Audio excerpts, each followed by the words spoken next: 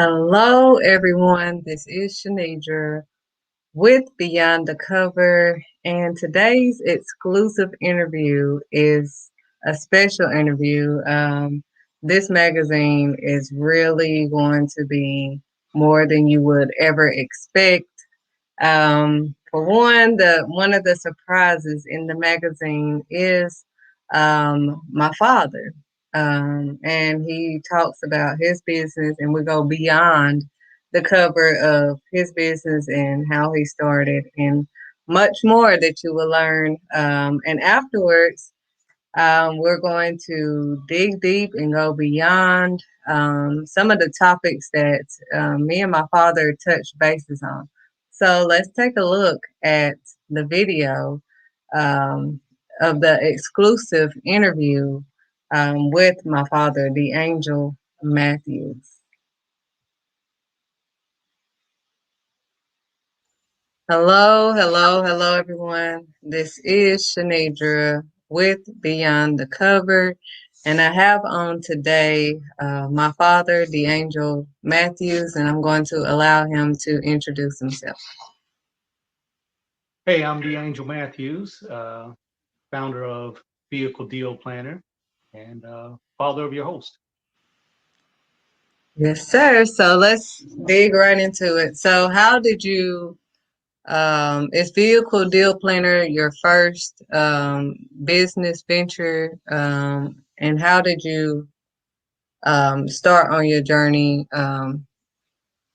towards starting your business?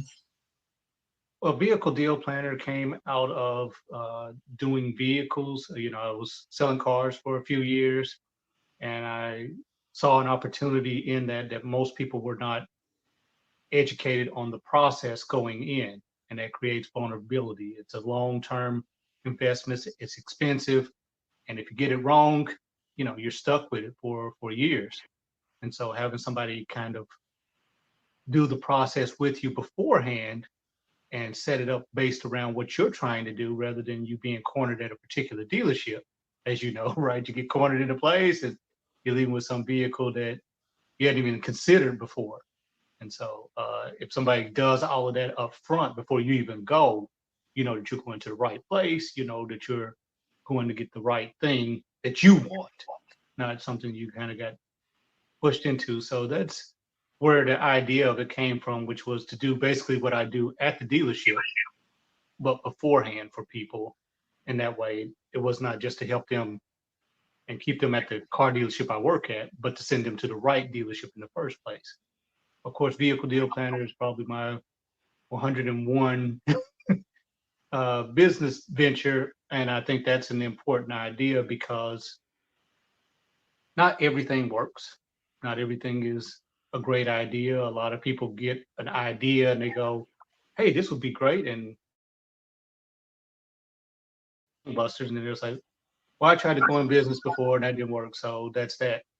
No, anybody that's successful in business will tell you about the 10 businesses that they tried before that, or how the business they have now is supplemented by two or three other things that they're working on currently, or they got an idea for the next business that they're going to create.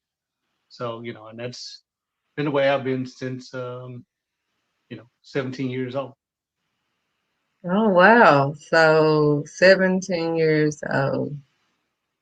So what did you do starting out at 17?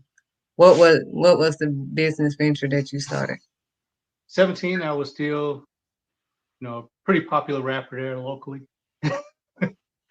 But had a kid around that time, and so I was like, I don't want to tour now. I don't want to be away. I'm gonna have a family and this type of stuff, and so I think I really want to shift to the business side of it and just kind of work with other artists here locally, so that way I'm not expected to, really leave town myself. And so I just started taking mainly other people to the studio and helping them make demos and trying to help them shop their music. Okay. So what who was this child that you had at 17?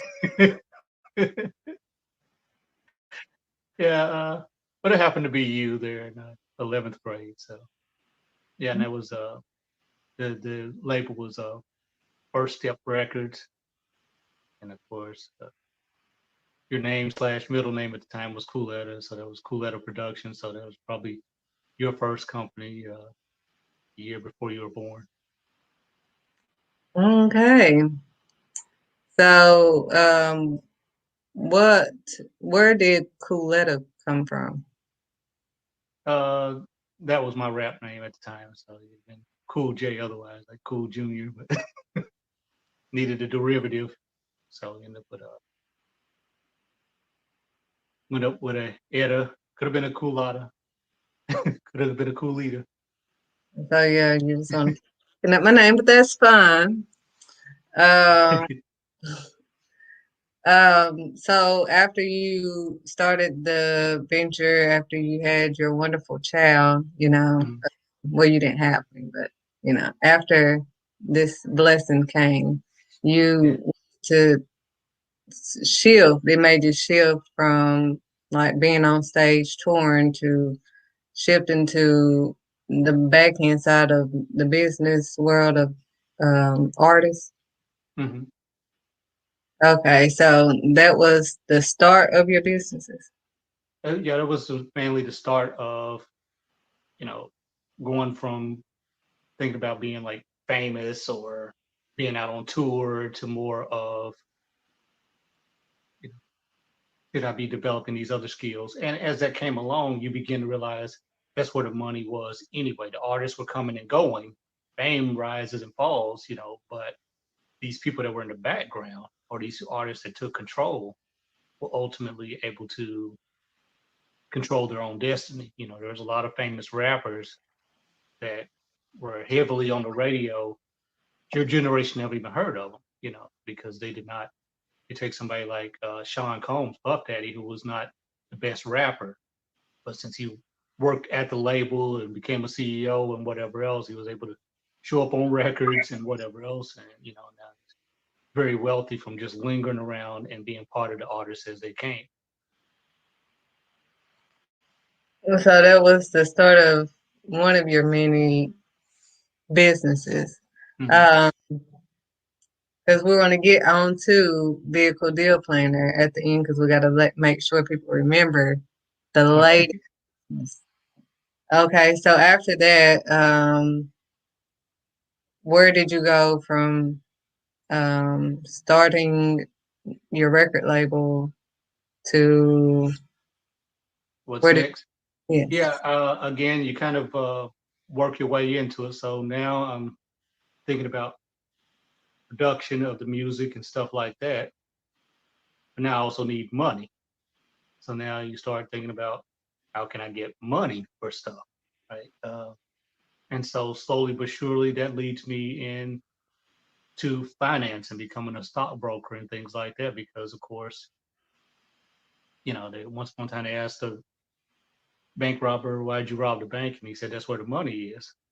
And so I began to think about then what job makes the most money, um, and I can make enough money and be wealthy enough, and I can invest in my business ideas or whatever else, with my own money. I didn't have the credit for it. I know I wasn't going to get like a business loan starting out. And I needed something that paid more money than other professions, having not went to college. So it's like I need to make more money than everybody else, and I don't have a degree or anything. And that led to like learning about stocks and investments and whatever else. And well, I don't have the most education, but pretty smart. I think I can pass these tests and get these licenses and stuff like that. So I think I can learn about it, and that's what I did at that time. So you're self-taught. Yeah. I get it honest. So, my next question is when you took the leap of faith and you went on the venture because you went the non-traditional way of making money. Hmm. Um, and I know how people look at you when you take the non-traditional way and you have a child. How did that go? when with you having me as your child and trying to venture off into the business world, which is not normal for what everybody else is doing. Yeah, I think for a lot of people, it seemed like I was doing everything, but people get this sense of, hey, you have a child, and what are you doing? And but then I need real money, right? I mean, I'm only doing so much, delivering these pizzas and flipping these burgers. I mean, I'm trying to, produce a real life out of this, and to people, it can look like, oh, you need to go to work, you need to go to school, you need to do all this other stuff, and it sounds backwards in our situation. Like, no, you're trying to take me.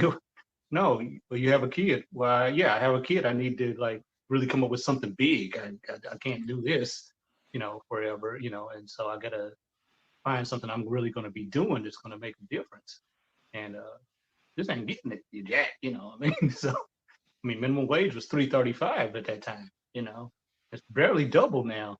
30 years later, it's Yeah. seven something. I mean, that's what's someone gonna do with that? That's not, they're talking about people not going back to work now after this. People have had a moment to think, wow, I got hit with something big. I'm out here making 9, 10, 11 bucks an hour. Hey, maybe I need to think about this before I go back to work. What else do I really need to be doing? And for a lot of people, that was their first wake up call. They really felt like they've been getting by for a long time. But I realized that early on, getting by is not worth anything because you're always one moment away from this, from being completely devastated and wiped out of everything. Right. And I think that actually you did wasn't vehicle deal planner birthed out of the pandemic during the pandemic.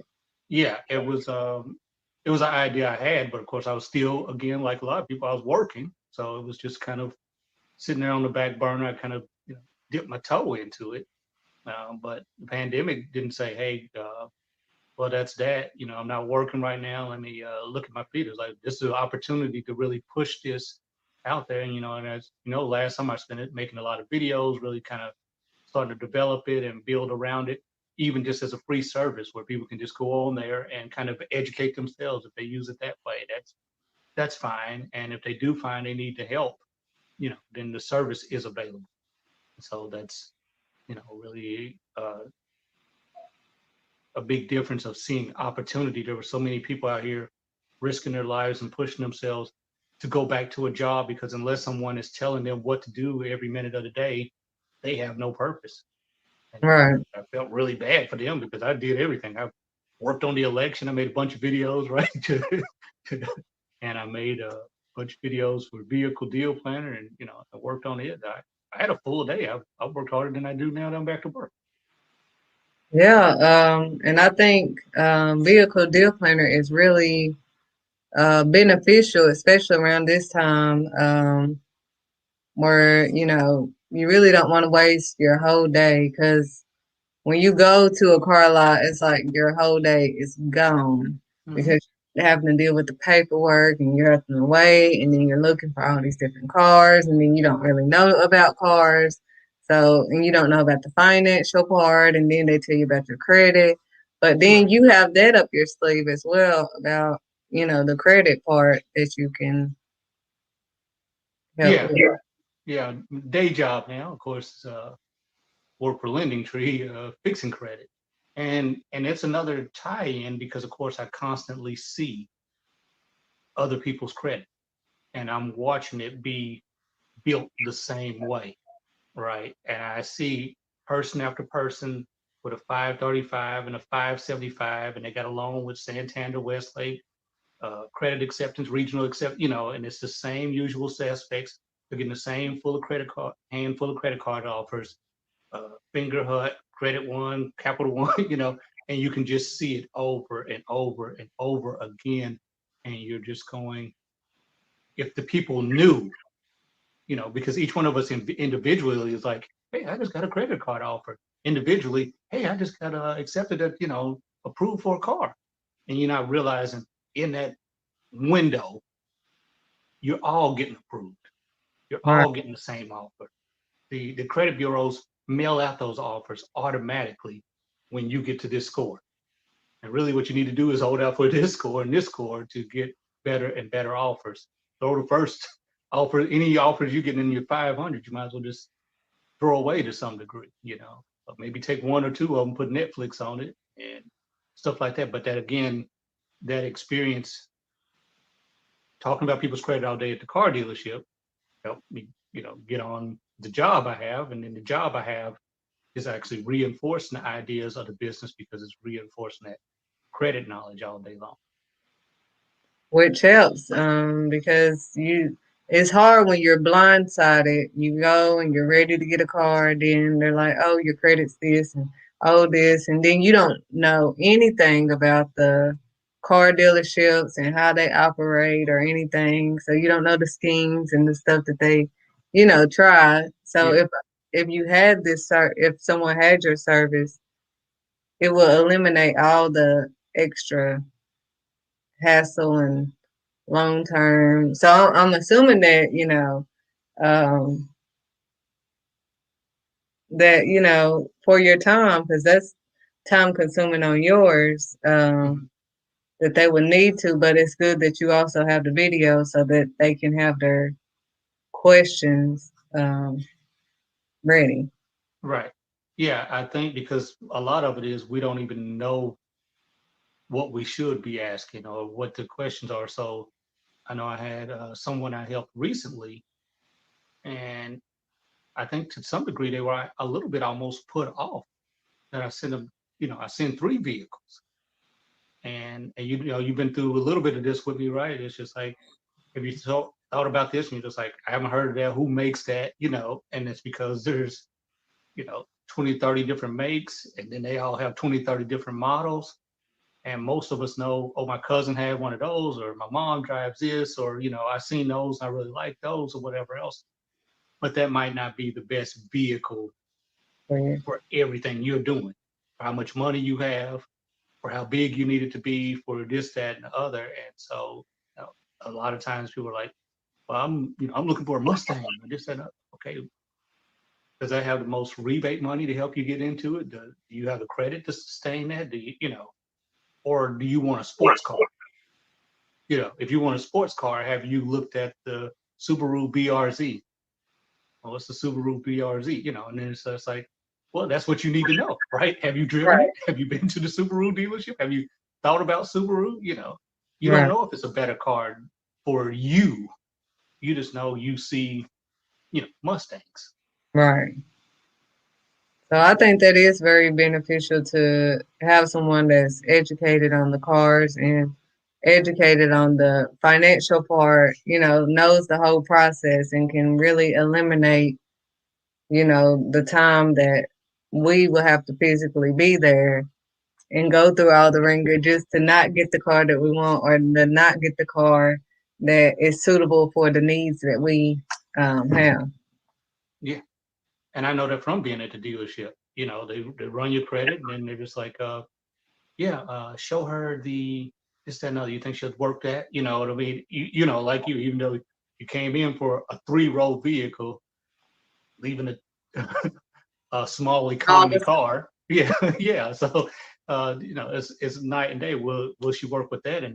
And the salesperson, your poor salesperson is back trying to push somebody that came in for three rows for their family into a small, economy car, and it's night and day for what they left with, and they're not happy, and now they're bound to this thing, and there's no point in telling them, drive it 6 months or whatever else, because what's 6 months do? It does nothing, because now you owe all of this money on this car that's now all of a sudden they're telling you is only worth half of what they charged you for it, right? So you bought the car for 12.6, you took it home for 6 months, you bring it back, they tell you it's worth 6.6, and so you can't get your next car because you have to add $5,000 to the new car, which is already more expensive. So you're not getting out of it because you're already paying $400 a month. $80 a month is going towards the car. So you know you got $1,000 off the 12,000 on the card is worth 6,000. Annoying how it depreciates. It's like as soon as I just pull off the lot, it's down. Yeah. Um, my next question, so we can go a little bit beyond the cover. Of course, I have to ask a few questions about how life changed when you had your first child. Um, I think it changed for me a lot because, of course, as you may know, of course, I grew up in foster homes and things like that. So I was constantly having family members pulled away, right? My father didn't live in Tennessee, so didn't know him. Uh, as soon as we got to Tennessee, me and my sister pretty much went into foster care. So I was in with her and went back to my mother once my brother was born. And then we went back into foster care when I was 10. Uh, you know, a police car came pick me up at 10 years old at Vestal Boys Club, with my siblings there. And this time my sister got shipped off somewhere else and me and my brother together for a few years. And so, these things, uh, you start to want to have that control and say, I'll build my own family myself. And starting with you would represent a family that would not be able to be pulled away or taken away or anything else because I would just it's up to me to be there, right? I can't make my father be there. I can't make my mother be there. I can't even control my siblings being there, but I can be there for my own kid, you know. And so that's guaranteed to work. We So all think that. yeah, we all think that. So what could go wrong, right? So that was the thinking behind that, of course, was that I had no qualms. It didn't bother me. I basically been an adult my whole childhood, either to my siblings and so on and so forth, and other people's kids being in the foster homes. So I was not really concerned about being an adult and thinking about partying or anything else. I'd never started drinking or trying drugs or anything like that. So the responsibility and the idea didn't bother me. It was more of having an opportunity to have family that couldn't go away at that point. I understand that. Uh, oh, so well. So my next question is, because after I was born, maybe 6 years later, you had a lot of other kids, and Mm-hmm. they have special names.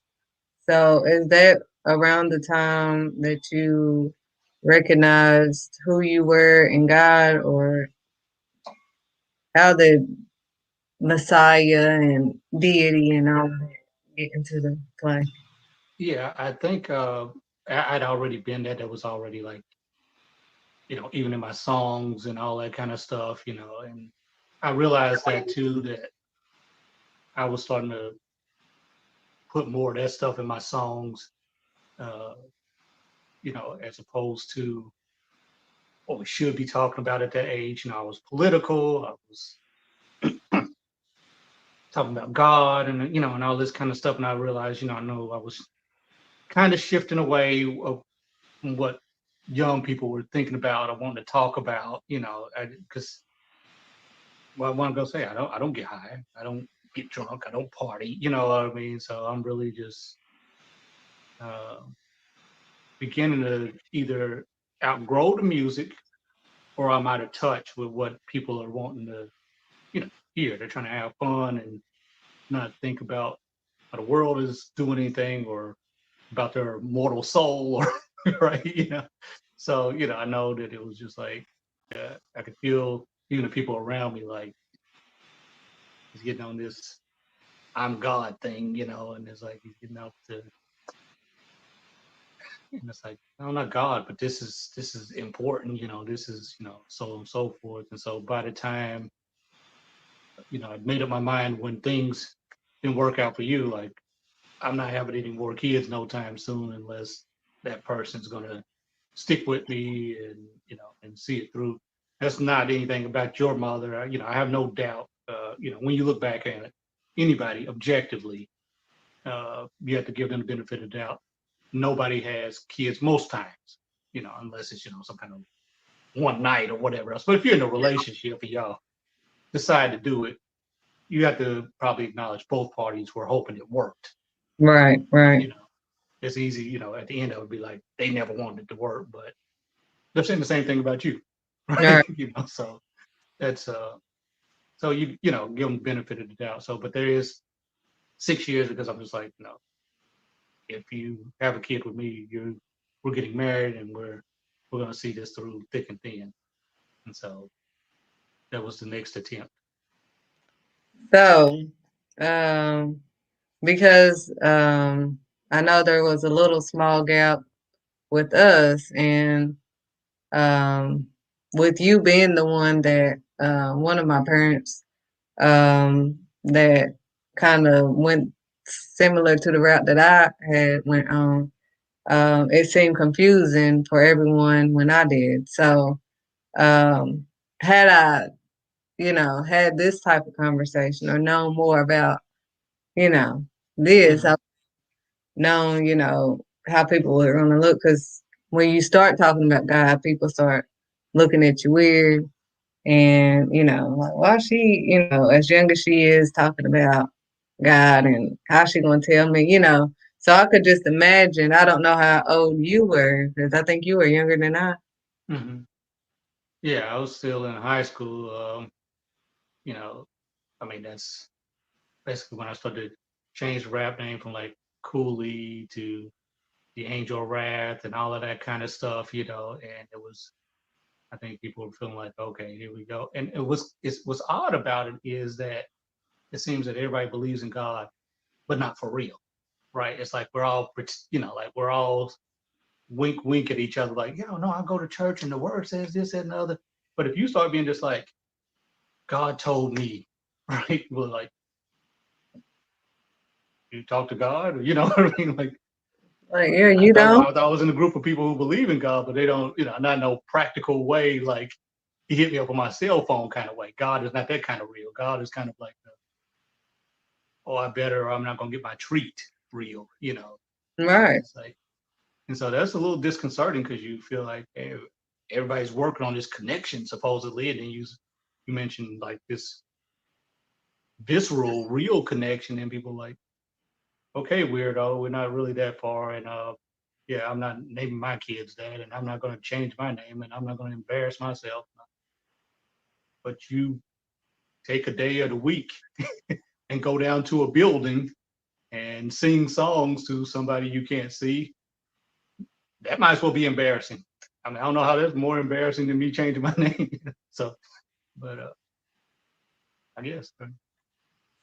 You touched on the right spot because that's exactly what happened, even with me, because of course I assumed, I guess, that everybody that said that they were of God and they knew God, that they would understand what I was saying when I would say the same thing. Hey, God told me this or whatever, and they look at me like, she talking about. But had I known, but that they wouldn't really, But that's a journey that only God can put you on. But I do want to, before we end, elaborate on um, how you found out about your calling.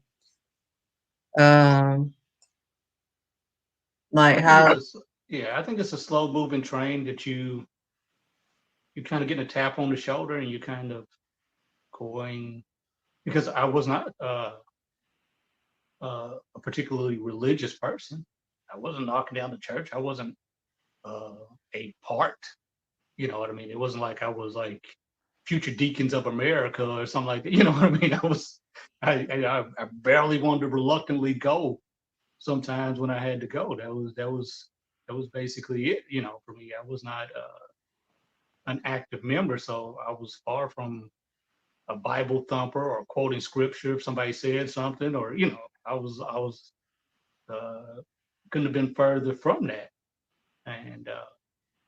And really probably ain't really been to church consistently now, for I don't know, 30, 40 years. Yeah. Uh, I probably really haven't had to go consistently since really, yeah, ninth or 10th grade, even at this point. So, but the Bible is made up of people like that. The people that are at the temple or the synagogue are already there, but God keeps pulling in these people, you know, Jesus not being at the church, Saul to Paul not being at the church, Noah, Moses, whoever it is, and pulling them over and saying, yeah, I need you mainly from the outside to deliver the message where you are, right?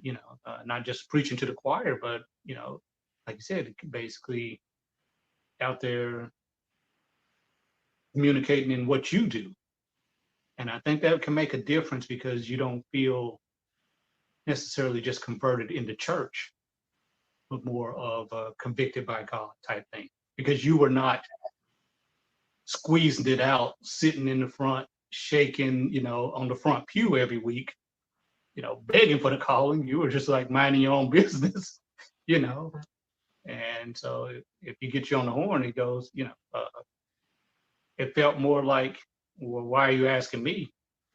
I was like, because you'll do it. That's what the difference felt like. Like, you can ask all these church people, oh, yeah, but they're too busy being church people. I need some God people. Mm. And so I need somebody that will do it. I probably can't ask half people at the church to change their kid's name, their name, put it in a song, do anything that will embarrass them doing it on Monday. They're knocking down this building Sunday, right? Where it's acceptable and agreed upon and within the limits of these hours and don't spill on too late because I got to eat later and the game's going to be on. But I need people that are embarrass themselves Tuesday night bringing it up. And that's true. And that's why God said that he would tell them that he never knew them. These judgmental Christian folks that say that they go to church and say that, oh, I know God and all this stuff, but they don't understand. Like Jesus was telling the people, he was like, why don't you understand what I'm saying? When I'm speaking truth, but you don't comprehend basically what I'm saying. And but you say that we serve the same Father. We don't Right. serve the same Father because your serving is an action. You can say Mm-hmm. I serve God, but you're not doing. God said, "Be doers of my word, not just hearers only." Yeah. So you're hearing my word, but you're not doing it. So you're serving the opposite. You're doing the opposite of what I've told you to do. So you're not serving me. Depart from me, worker of iniquity. Yeah. And it makes a difference because even if you notice in I don't think necessarily changing your name or whatever else is necessary, like Saul to Paul, or like many of the faiths, like Islam. You notice a lot of people when they convert to Islam, and especially in this country, end up with a name change. But I think it may represent necessarily an act if that's the one you're asked to do, right? Not everybody in the Bible is asked to do that, right? But uh, just like a lot of people for Islam or Nation of Islam in this country say, okay, yes, let me throw off the shackles of everything about the society and the names that I was given and what I was thought to be as a person. And in my submission, take on my name, for Allah or Jehovah or God or whatever your situation is going to be. And so it can be more of a deliberate act of faith if that's what you're asked to do. Because you're asked to do whatever you're asked to do. And that's what, you can't do anything routinely. You can't do what the other person did because you might be asked to do something totally different. Hmm. Interesting that you said that because this morning I've been up since 4 in the morning. And God basically, that's what we were talking about. Exactly that. And I can tell you about the name later of what he told me it was going to be. And I had to look up this certain type of, I have to tell you, like, but God like that is so, and that's exactly how God works. Like, and He gives you confirmation, like this is real, because you didn't even know that God was telling me this morning. I have it written down and everything. I'm gonna show you Right. this morning about my name being changed. And that's another reason why I was asking you some of the questions about the name change and all of that, because I wanted to get a little insight on, like, is this real? Like, Yeah. supposed to change my name. So that's why I was wanting to get insight. Like, okay, my dad changed his name. He ended up, changing. I'm not changing, but naming my brothers and stuff. So I wanted to know a little bit more of how that went because of this morning. And then Yeah. for you to just tap into that, it was just um, amazing. So, No, it's you just have to follow the breadcrumbs wherever they're taking you. And, and another thing is I actually uh, put restrictions on my calling. Uh, I said there would be no, I think it was like no gain for me, and not to use it for, like, I would not start a church, and I would not basically I would not do anything where it basically benefited me, right, right? Where it can't be about me. If it becomes about me, I'm going to be distrustful of it.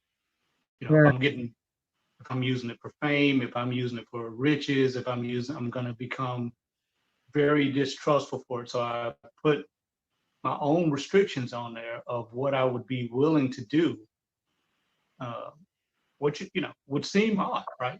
Hey, you got a calling or whatever else, but you just go, okay, well, if I'm gonna do it, this, and this, God. So don't ask me, and so on and so forth.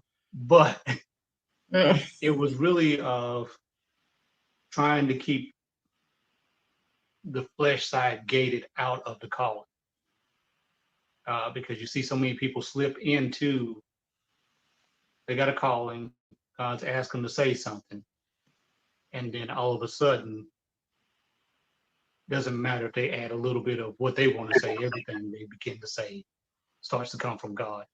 And I had a very deliberate distinction between, yeah, this is I'm saying it, and I'm flawed, and I have my own emotions or whatever else, and this is specifically God talking, right? This is me shutting up and shutting myself out of it, and God talking. And this over here is me, right? It's right, not God cussing you out, right? Because right, for my own flaws and inequities and my issues and whatever else.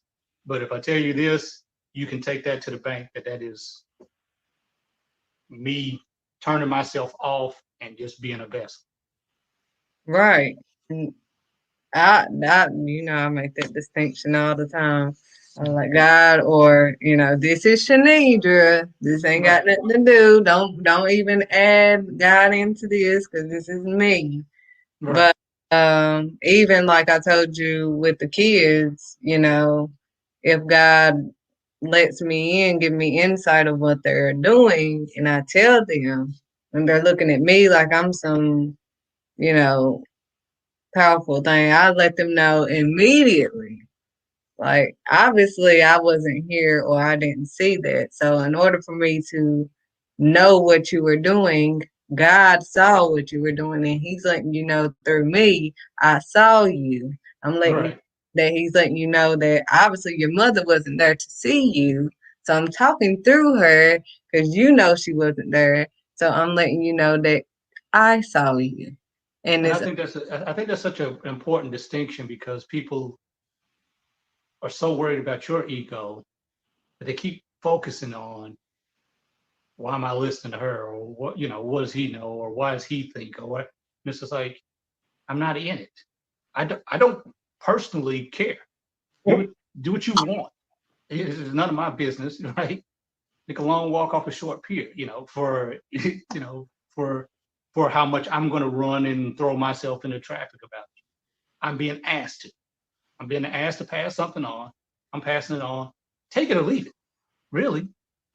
I mean, okay. I don't believe it. I'm not going. Okay. Have a nice day. I did my part. I did what I was told to do. I stopped my day. I stopped what I'm supposed to be doing for myself to do what I'm supposed to do. It's done. You do what you're supposed to do with it, because it's a cop out to me that you're using suspicion as a Hmm. reason to ignore it. Right? If I'm at a bus stop and somebody's homeless sitting there and they say, "Hey, God just want me to tell you that this, that, and the other, whatever else," I gotta weigh it out. Yeah. I'm not just like, "Oh man, I trying to get some money or whatever else." Either. That's not my job. My job is to take it legitimately. If something got put on that man's heart, he could have said nothing. He could have asked me for money. He could have did anything else, and he said, "Hey, it's on my heart to put this out there." Well, they always gonna try to bring that up to try to pull on your heart. That's you. That's your issues. That's your issues. You didn't even hear the message. How does the message hurt you?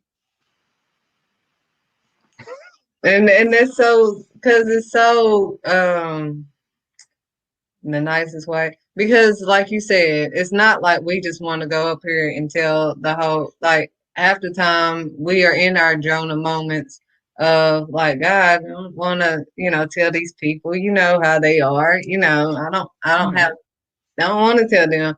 But to avoid being in the situation that Jonah ended up trying to run from what we were told to do, Right. we decide, okay, let me go ahead because if I don't, I'm going to make it worse on my behalf.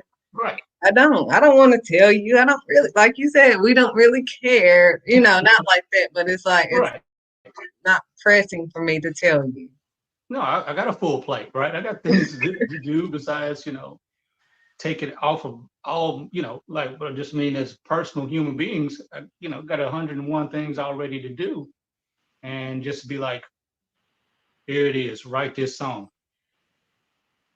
I'm tired. I just got work. I'm not, but I have to write that song because those are his words. He's writing the song, right? And I can't Yeah. come back to it and write it myself because it'll be a song I wrote, even if it's about the same thing. If it's a song I wrote, then it becomes a song I wrote. If it's a song he told me to write, I have to get up 2 a.m., go sit on the couch, start typing, right? And I gotta get up in the morning, and that kind of stuff. So people just think you're doing it for self-aggrandizement, but you're just like, no, it's a legitimate burden. If he says, "Hey, I got an idea for you at 3 a.m.," right? You got to sit up in the bed, right? You're like, these kids are gonna be getting up in a few hours, and now I'm stuck up for 2 hours writing and thinking about something they didn't put in my brain, right? I've been up since 4 and I have like 5 pages Right. and I'm still going, but he has given me the strength to, do this interview energetically, hopefully I'll continue this energy since everybody is up. But that's exactly how it happens. Like you can't just be like, well, I'm just gonna sleep. I don't feel like getting up right now, because if you don't, it will be your words, like you said. It's Mhm. not gonna be his words. You have to write down his words and it's deeper than what we think anyway, because I would have never thought of half the stuff. Right. You're not Not gonna really. like, I got the gist, God. I'll do it in the morning. No, you can't have the gist because a word off, a sentence off, a part of it off makes it your idea. So, and I think that's what has led a lot of people astray from the churches because too many people would judge instead of help. So, Mhm.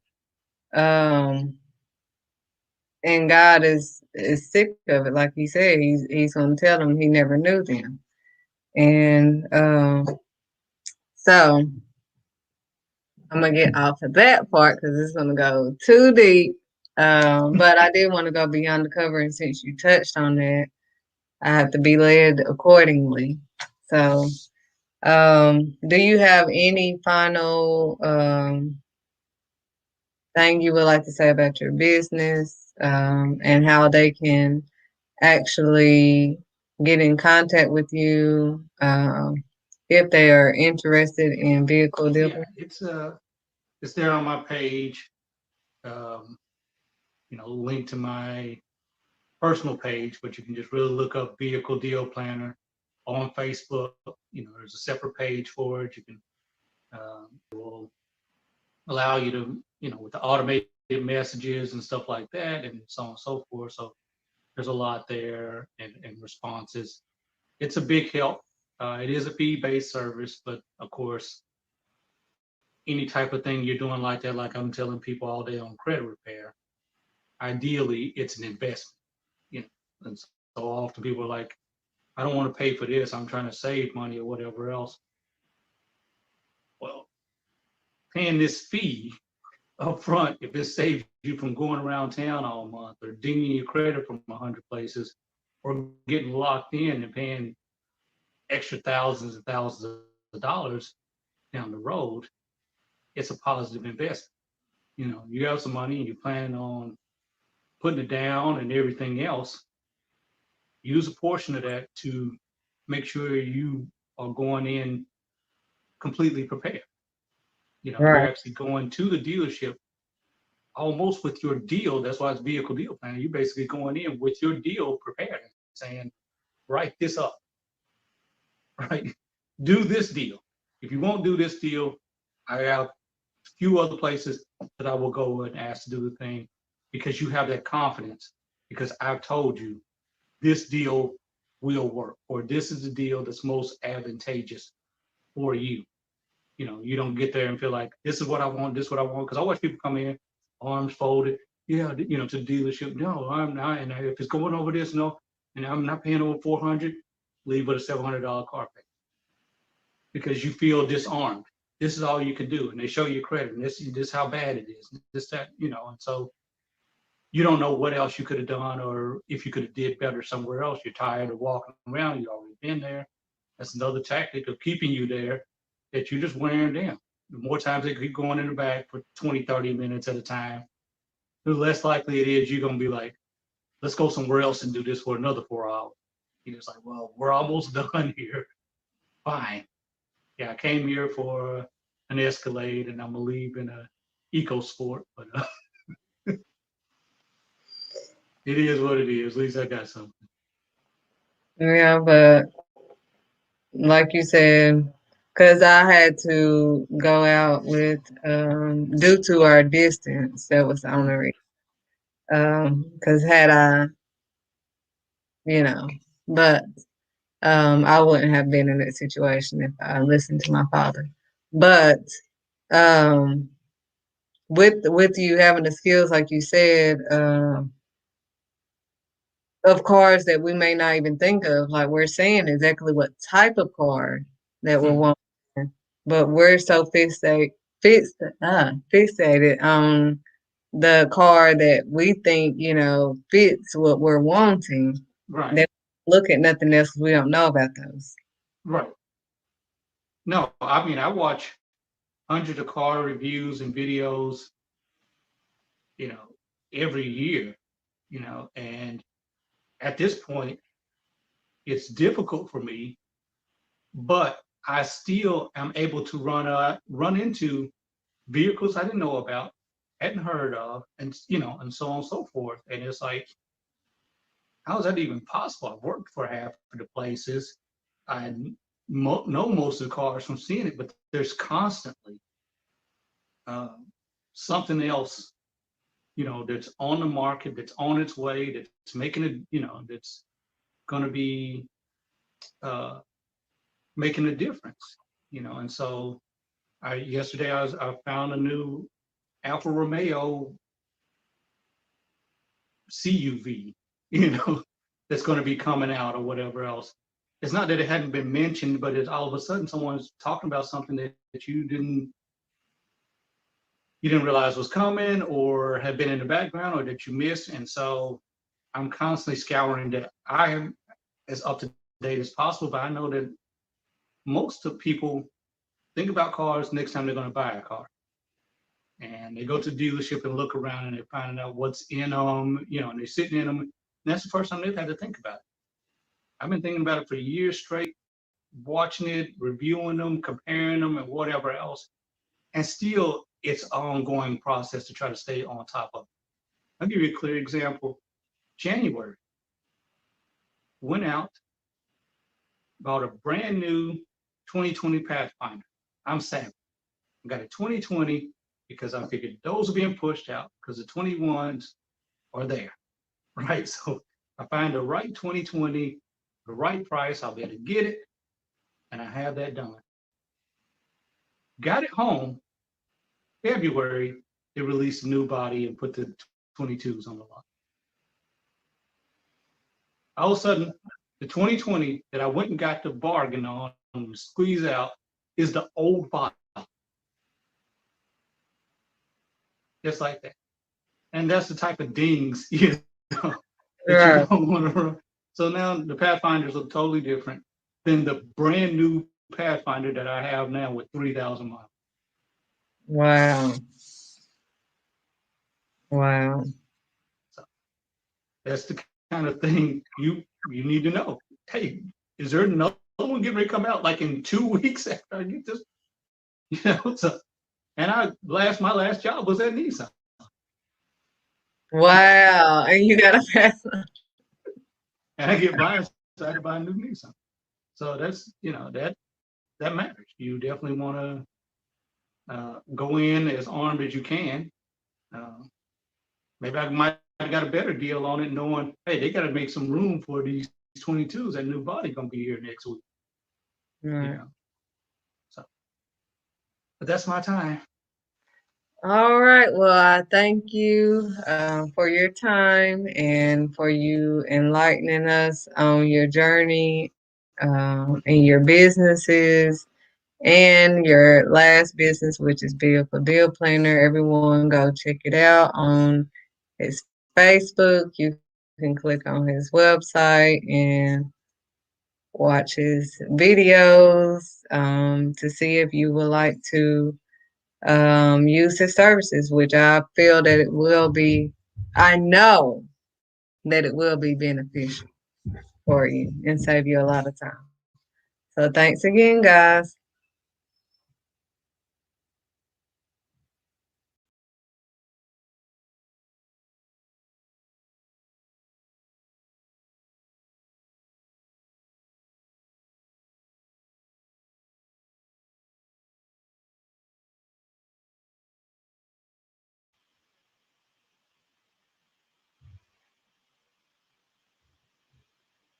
So I hope you guys enjoyed the video with my father and I. Let's take a look at this quick promotion and then we will be done.